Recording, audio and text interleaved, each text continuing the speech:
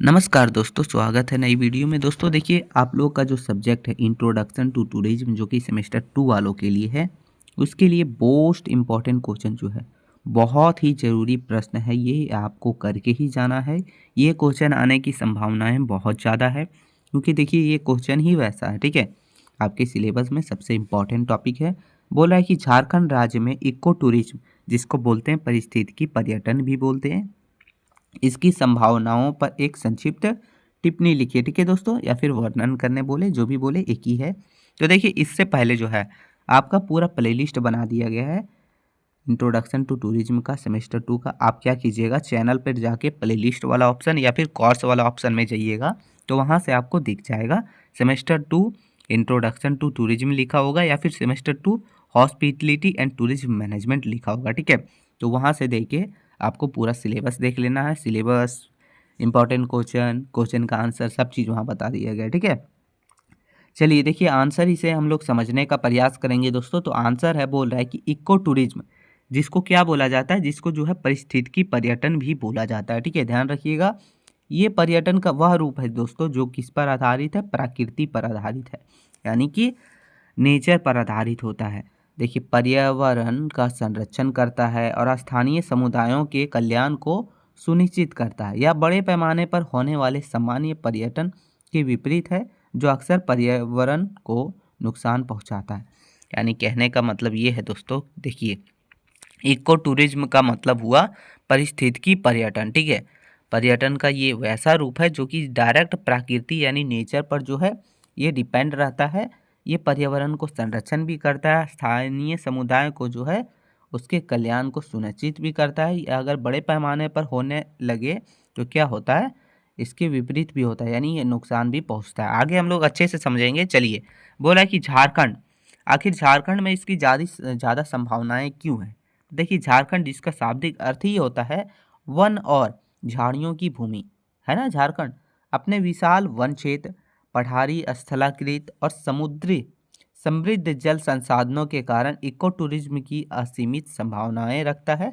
यह राज्य को न केवल पर्यटकों के लिए आकर्षक बनाता है, बल्कि स्थानीय लोगों के लिए टिकाऊ आय और प्राकृतिक विरासत के संरक्षण का माध्यम भी प्रदान करता है। यानी देखिए, झारखंड में वैसे ही बहुत ज़्यादा जंगल, झाड़ियाँ, ये सब की भूमि है ना। यहाँ बहुत बड़े बड़े पर्वत, बहुत बड़े बड़े जो है जंगल वगैरह, पठार वगैरह, जल संसाधन वगैरह, यही सब के कारण जो है इको टूरिज्म यहाँ जो है ज़्यादा संभावनाएं रखता है। यहाँ जो है इको टूरिज्म की ज़्यादा संभावनाएं हैं, ठीक है। ये क्या करता है, पर्यटकों को सिर्फ जो है आकर्षित नहीं करता है, इसी के साथ साथ जो स्थानीय लोग हैं, यानी कि वहाँ के आसपास के लोग, उसे जो है आय के रूप में, प्राकृतिक विरासत का संरक्षण के रूप में भी जो है प्रदान करता है। तो ये था दोस्तों कुछ प्रमुख संभावनाएं। देखिए, पहले हम लोग देखेंगे कि समृद्ध जैव विविधता, यानी राज्य में जो है बेतला बेतला राष्ट्रीय उद्यान है, दलमज वन्यजीव अभयारण्य है, सांडा सारडा, ठीक है, सारडा वन जैसे विशाल क्षेत्र जो है मौजूद हैं, जो बाघ, हाथी और विभिन्न प्रकार के पक्षियों सहित कई वन्यजीव प्रजातियों का घर भी है ये सब जगह, ठीक है। यानी वन्यजीव अभयारण्य है ये। आगे देखिए, यह प्राकृतिक विरासत, वन्यजीव सफारी, बर्ड वाचिंग और जो है प्राकृतिक फोटोग्राफी जैसे इको टूरिज्म गतिविधियों के लिए एक मजबूत आधार प्रदान करती है, और ये भी जो है इको टूरिज्म को बढ़ावा देती है, ठीक है। दूसरा हो गया हम लोग का इसी में संभावनाएं में कि जलप्रपात और प्राकृतिक सौंदर्य। झारखंड को जो है झरनों का शहर कहा जाता है, सिटी ऑफ वाटरफॉल, ठीक है। झारखंड को जो है झरनों का शहर, जिसे इंग्लिश में बोलते हैं सिटी ऑफ वाटरफॉल भी कहा जाता है। यहाँ जो है झारखंड में हुंड्रू जलप्रपात, दसम, जोनहा और पेरवा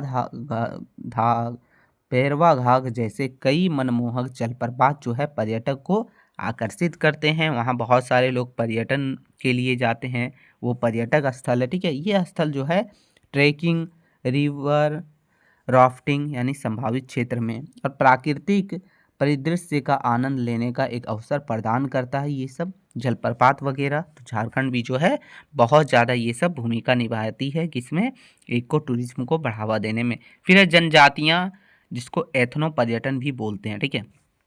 राज्य में विभिन्न जनजातियां निवास करती है, जिनकी अदृश्य कला है, संस्कृति है, परंपराएं हैं और जीवन शैली है, जो कि इको टूरिज्म के साथ मिलकर इको एथनो पर्यटन को बढ़ावा दे सकती है।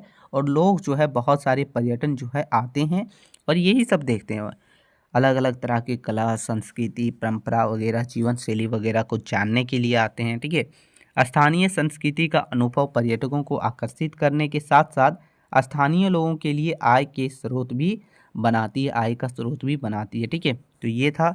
आगे देखिए क्या बोल रहा है, आगे है सरकारी पहल और विकास योजनाएं। राज्य सरकार इको टूरिज्म को बढ़ावा देने के लिए प्रतिबद्ध है, जिसके तहत पर्यटन और वन विभाग मिलकर जो है स्थापित कर रहे हैं, बहुत सारे काम कर रहे हैं, ये कह रहा है। आगे देखिए कुछ कुछ जगह हैं, जो कि कैंट्री हिल हो गया, जो कि हमारा हजारीबाग में है, दलमा हो गया, बेतला हो गया, ये सब स्थल जो है दोस्तों वो विकसित करने की योजनाएं प्रगति पर है। यानी कि सरकार जो है इसमें इसको विकसित करना चाहती है, ये प्रगति चल रही है विकसित के लिए, जिसमें इको क्वारंटिंग और आधारभूत संरचना का विस्तार शामिल है। ठीक है, तो ये था। आगे देखिए, आगे लिखा है कि इको टूरिज्म से होने वाले बहुत सारे लाभों के बारे में हम लोग समझेंगे, उससे क्या लाभ होता है। ठीक है, तो इको टूरिज्म का विकास झारखंड के सामाजिक, आर्थिक और पर्यावरणीय ढांचों को मजबूत कर सकता है। ठीक है, यानी सामाजिक ढांचों को भी, आर्थिक ढांचों को भी और पर्यावरणीय ढांचों को भी मजबूत कर सकता है। जिसमें पहला हो जाता है समावेशी आर्थिक विकास, यानी स्थानीय समुदाय सशक्तिकरण।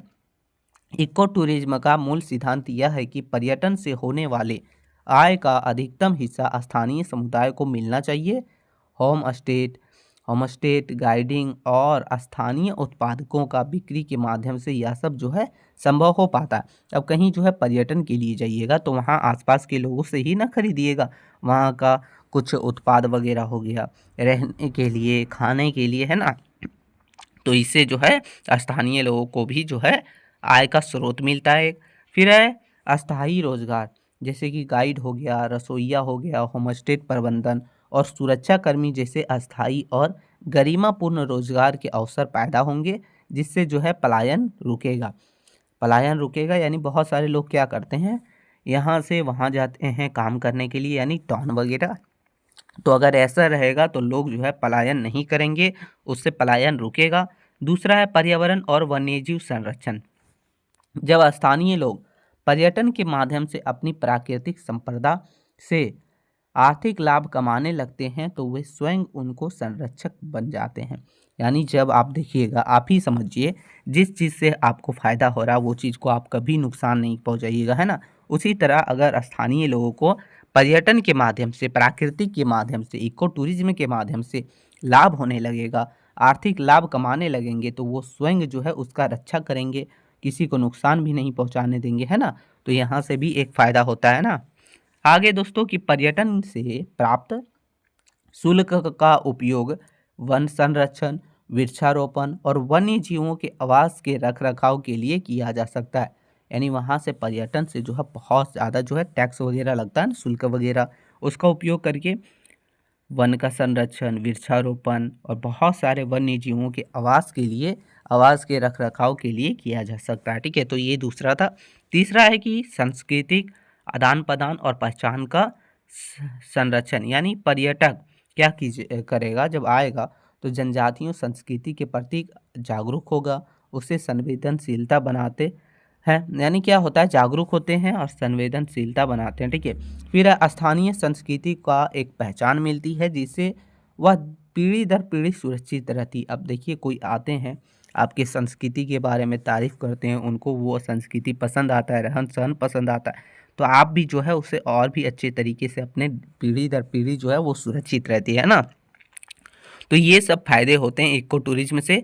तो यही था दोस्तों, जिसमें हमने देखा इको टूरिज्म के बारे में। थोड़ा सा निष्कर्ष आपको लिख देना है कि झारखंड में इको टूरिज्म की असीमित संभावनाएं क्यों हैं। आपने देखा क्योंकि यहाँ जो है बहुत सारे समृद्ध जैव विविधता पाए जाते हैं, मनमोहक झरने पाए जाते हैं, जीवंत जनजातियाँ, संस्कृति भी है, पेड़ पौधे हैं, बहुत सारी पर्वतें हैं, ठीक है, झरने हैं। यह केवल पर्यटक को बढ़ावा देने के माध्यम नहीं है, बल्कि टिकाऊ विकास और स्थानीय सशक्तिकरण की कुंजी भी है। और यही सब को अगर अच्छे से देखा जाए तो झारखंड जो है बहुत ही समृद्ध ठीक है, बहुत ही बड़ा है, बहुत ही जो है यहाँ जैव विविधता, झरने वगैरह पाए जाते हैं, तो इन सभी कारणों से जो है यहाँ जैव इको टूरिज़्म की संभावनाएँ बहुत ज़्यादा है। ठीक है दोस्तों, यही क्वेश्चन था छोटा-सा, इससे पहले भी बहुत सारे क्वेश्चन करवा दिए गए हैं, तो आप जाके ज़रूर से ज़रूर देखिएगा, ठीक है? और इसका ऑब्जेक्टिव क्वेश्चन भी आएगा यानी 1 मार्क्स वाला, तो आप जो है वीडियो में बने रहिएगा, चैनल पर नए हैं सब्सक्राइब कर लीजिएगा, छोटा-सा लाइक ज़रूर कर दीजिएगा। मिलते हैं नई वीडियो में, तब तक के लिए जय हिंद मित्रों।